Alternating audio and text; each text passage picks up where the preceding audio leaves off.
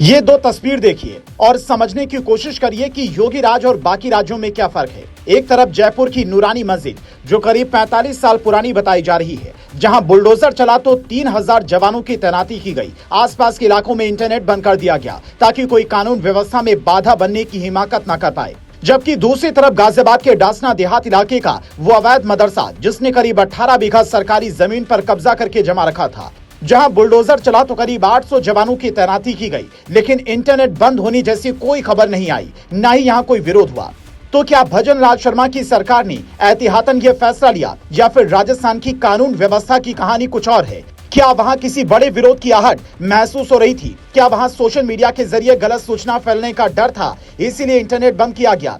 Media report दावा करती है जहां ये मस्जिद है वहां सड़क चौड़ी की जा रही है। मस्जिद को हटाए बिना यह संभव नहीं है। नूरानी मस्जिद के साथ साथ एक मजार है, 2 छोटे मंदिर और एक सत्संग भवन को भी हटाने का आदेश है। कुछ ऐसा ही आदेश यूपी में भी आया था जब इसका विरोध हुआ था। हालांकि हिंदू पक्ष ने कई जगहों पर अवैध कब्जे की शिकायत मिलने पर स्वयं मंदिर हटाकर मिसाल पेश की, लेकिन राजस्थान से लेकर मध्य प्रदेश तक में जब भी ऐसा एक्शन होता है तो विरोध की बड़ी आहट महसूस होने लगी है। ये तस्वीर आपको शायद याद होगी, जब उज्जैन में मोहन यादव की सरकार ने बुलडोजर चलवाया तो बुर्के वाली कई महिलाएं बुलडोजर के आगे लेट गई। उन्हें लगा कि इससे बुलडोजर रुक जाएगा, लेकिन ऐसा नहीं हुआ, क्योंकि अवैध अतिक्रमण के खिलाफ हर सरकार की नीति सख्त है। यही नीति जब यूपी में लागू होती है तो यहाँ कोई कानून व्यवस्था में बाधा बनने की हिमाकत ना कर पाता। बीते दिनों जब संभल में अवैध मस्जिद हटाई गई तो कई महिलाएं रोती हुई नजर आईं, जिनकी तस्वीर संभल से सपा सांसद जियाउर रहमान बर्क ने अपने सोशल मीडिया अकाउंट पर शेयर की। पर वो लोगों के अंदर विरोध का बिगुल नहीं भर पाए,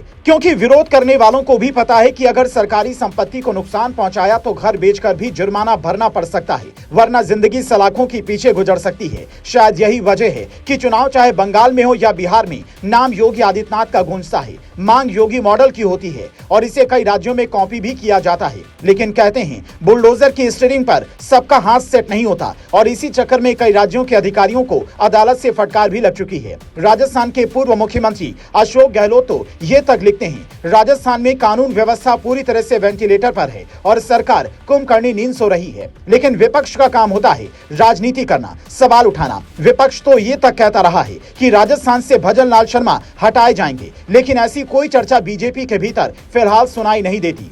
राजस्थान में बीते कुछ सालों में भले ही कुछ घटनाएं हुई, लेकिन वहां की पुलिस लगातार कानून व्यवस्था को मजबूत करने में लगी है। सीसीटीवी मॉनिटरिंग से लेकर अवैध कब्जे के खिलाफ कार्रवाई तक में तेजी लाने की कोशिश की जा रही है। लेकिन क्या राजस्थान में भी योगी मॉडल को लागू किया जाना चाहिए? इसका जवाब आपको जरूर देना चाहिए।